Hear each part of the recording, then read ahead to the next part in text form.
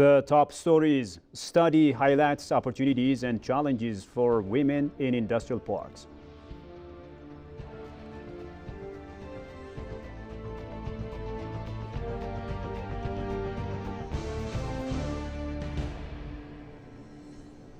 And experts says IGAD's new policy addresses numerous challenges facing children in the region.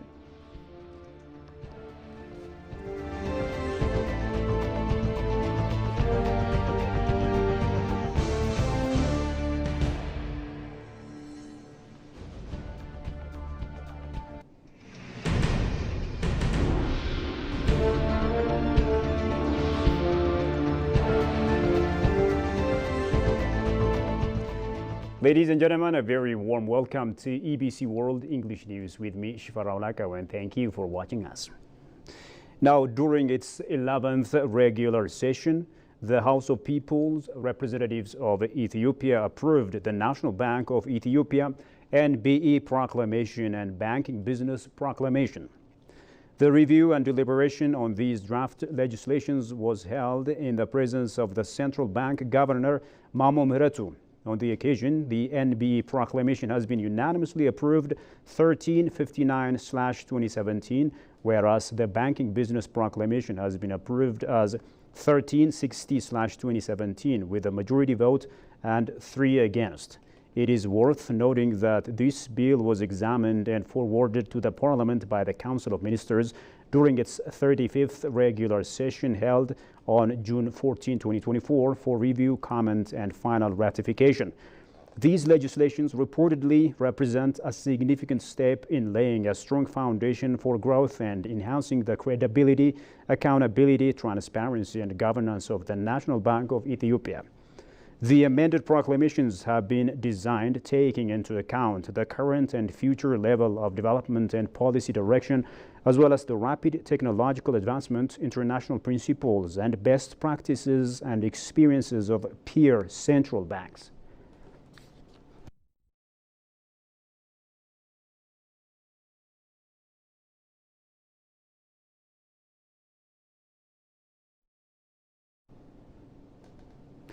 The recent Ankara Declaration, which signifies an agreement between Ethiopia and Somalia to resolve their differences through friendship and mutual respect, is deemed vital for fostering peace and development in the region, according to Sudanese analyst and former journalist Meki Al-Moghrabi.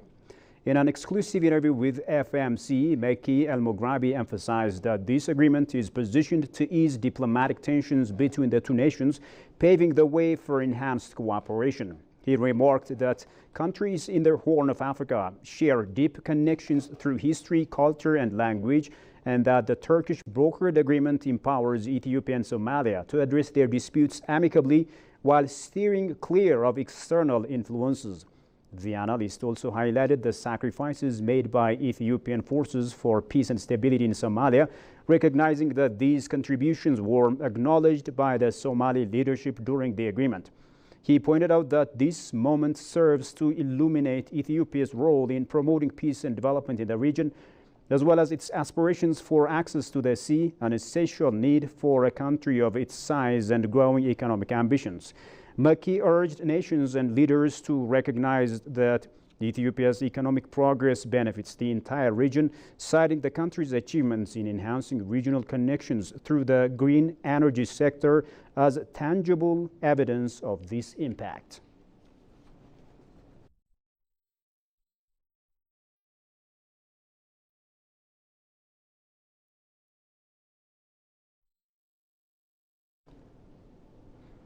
Moving on, the government of Ethiopia and the European Union, along with EU member states represented in Addis Ababa, held their second structured dialogue today to advance discussion on key areas of mutual interest.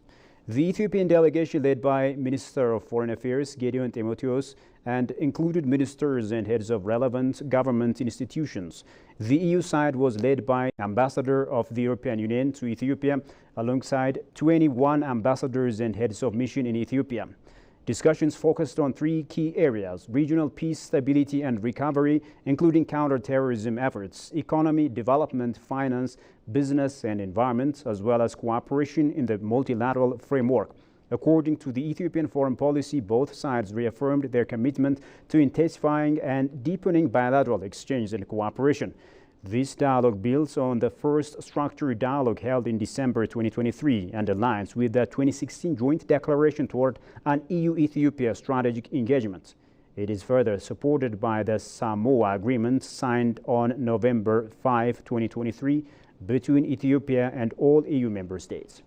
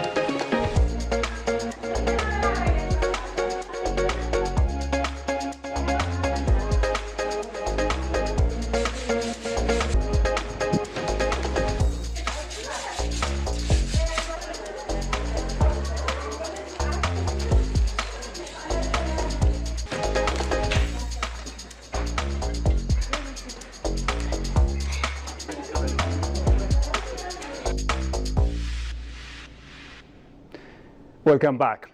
Now, a joint study by the Ethiopian Policy Studies Institute and the Christian Michelson Institute shed light on the experience of women working in Ethiopia's industrial parks. The research examined both the benefits and challenges faced by women employed in this rapidly growing sector.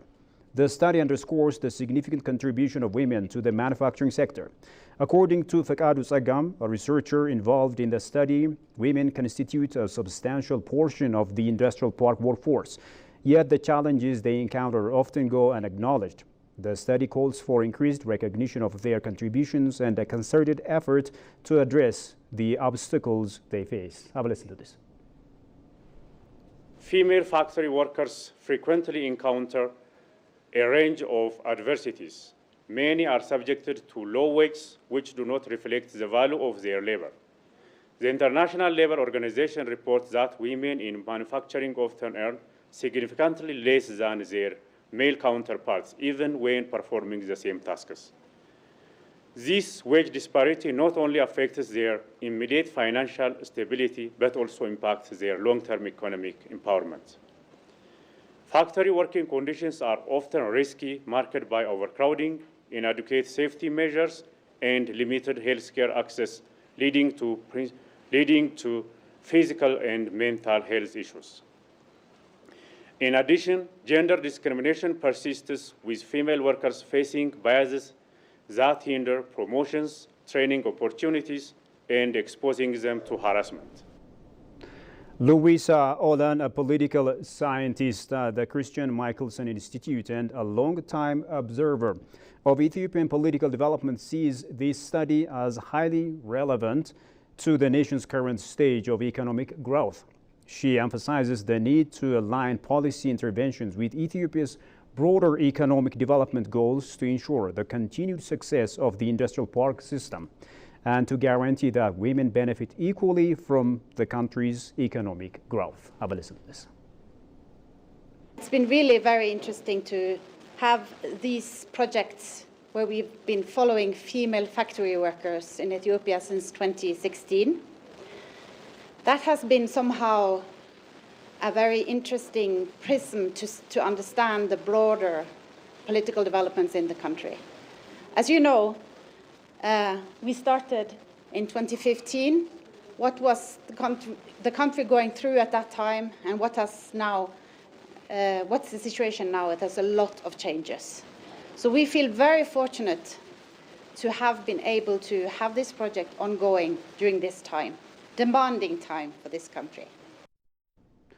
The study's findings are expected to inform policy recommendations aimed at creating a more equitable and inclusive environment for women in Ethiopia's industrial parks. The results will be crucial in shaping future strategies to support women's economic empowerment and promote gender equality within the manufacturing sector. Moving to other stories, an expert says the new child policy framework adopted by IGAD helps to address numerous challenges facing children within member states in the region. The expert further calls for unity among nations and urges IGAD to ensure strong monitoring and evaluation system for real impact. Goshu Maliso takes it from here. The Intergovernmental Authority on Development IGAD, a regional bloc in East Africa, plays a critical role in addressing climate change, peace and security and other pressing issues. Ministers in charge of children affairs endorsed the IGAD Child Policy Framework in Addis Ababa on December 13th.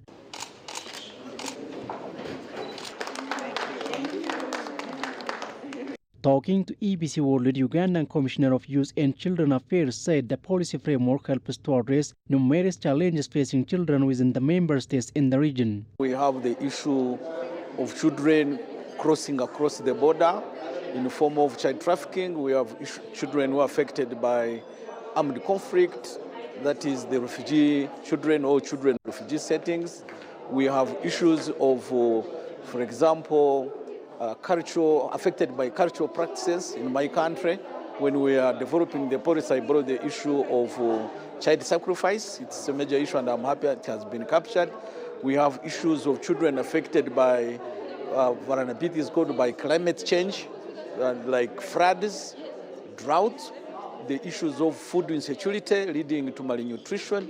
We have issues of children who are parentless, who are orphans, and they are not being catered for by the families and the communities. So jointly, as IGAD member states, we are saying we have commonalities in regard to addressing those high-level vulnerabilities of our children. The commissioner stressed that member states need to come together to make a difference in implementing child policy. Each country will get back to the drawing board, look at the enacted laws, the policies on ground programs, and then we question ourselves whether all the high-level recommendations in terms to inform our programming for children, whether they are being addressed by our countries. We will expect to come up with national action plans and link them to the existing program and also informing future programming as we address the gaps in meeting the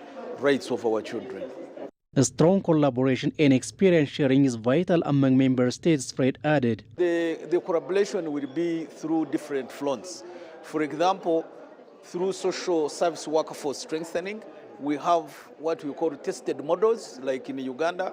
At community level, we have been testing a model of parasocial workers to augment the social service workforce, that is the workforce employed by government, so that we build the robust from the village up to national level. And we as member states, we shall be cross-referencing by borrowing what has worked in our country and we assist another to build their capacity so that we are all on the same footing. The Commissioner urged IGAD to put in place clear-cut monitoring and evaluations to achieve the intended goal of the policy framework. And finally, the Single African Air Transport Market is a flagship project of the African Union, aiming to create a unified air transport market across the continent. Today, we hear from an AU official about the progress, challenges, and future direction of this ambitious initiative. Our staff reporter, Johannes van Town, sat down with the head of Transport and Mobility at the African Union Commission and produced the following report. The Single African Air Transport Market project, launched in 2018, aims to create a unified air transport market across Africa by liberalizing air transport rights. This initiative seeks to stimulate economic growth, improve connectivity, and foster regional integration. Eric Nangegwa, head of Transport and Mobility at the Africa Union Commission, highlighted both the progress made and the challenges encountered in the implementation of the Single African At1 Sport Market. While significant strides have been made in liberalizing At1 sport rights, he acknowledged the ongoing work required to ensure full implementation across all African countries. So one of the objectives of this market is to try to have one single market whereby airlines, operators can work in one environment, one enabled environment to be able to fly and to be able to take more passengers. The second big barrier has been the cost of air travel. The cost of air travel, when it comes to the tickets for intra-Africa transport, you see a lot of government, imposing a lot of taxes and charges at the airports. And this becomes the air ticket in Africa very, very high compared to other parts of the world. And you find connections very difficult because for some part of the Africa, you need to fly to another continent to come back to Africa. So this is not what we want to see. So in terms of the progress, 37 African member states have already joined the Single African Air Transport Market. Out of those, they constitute around 90% of intra-Africa traffic. And we have almost 21 countries which have joined what we call the pilot implementation project. The head of the division also discussed the environmental protection initiatives undertaken under Single African At1 Sport Market. He emphasized the development of continental strategy on aviation fuel, aiming to reduce reliance on conventional jet fuel and transition towards more sustainable alternatives. ICAO and other partners have already started implementing sustainable aviation fuel. These are fuel which are, emitting less amount of carbon, and that also goes into the global effort of decarbonizing the transport sector. So under the Single African Air Transport Market, we established a pillar on environmental protection, and we partnered with ICAO to establish a Sustainable Aviation Fuel Initiative. The main initiative is to see how can we produce these sustainable aviation fuels in Africa. Some countries have already started initiatives like Ethiopia, like South Africa, like Cote d'Ivoire, Egypt, Ghana. There are countries which have already done some feasibility and they are ready to start the production of sustainable aviation fuel. Looking ahead to the upcoming AU Summit, Mnangagwa indicated that attendees can expect a call for action to accelerate Single African At1 Sport Market implementation. This will include a recognition of the recently adopted Sustainable Aviation Fuel Strategy and renewed commitment to enhancing aviation safety standards across the continent. When it comes to aviation sector, first of all, we are expecting to see again a call for action for African member states to accelerate implementation of the Single African Air Transport Market, because this is a flagship project. So that is number one. Number two, we recently had an extraordinary session of the Specialized Technical Committee of Ministers of Transport.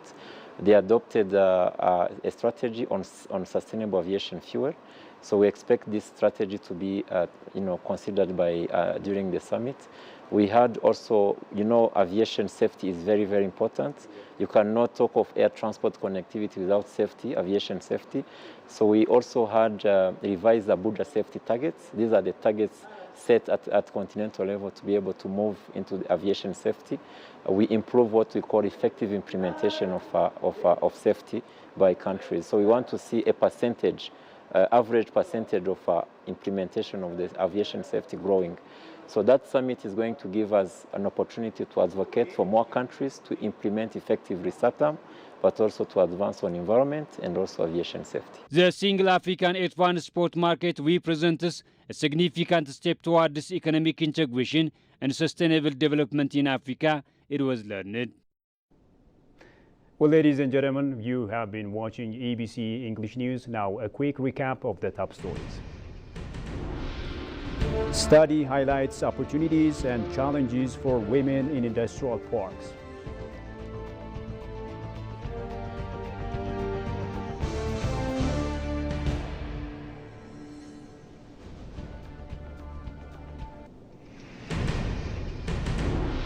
And expert says IGAD's new policy addresses numerous challenges facing children in the region.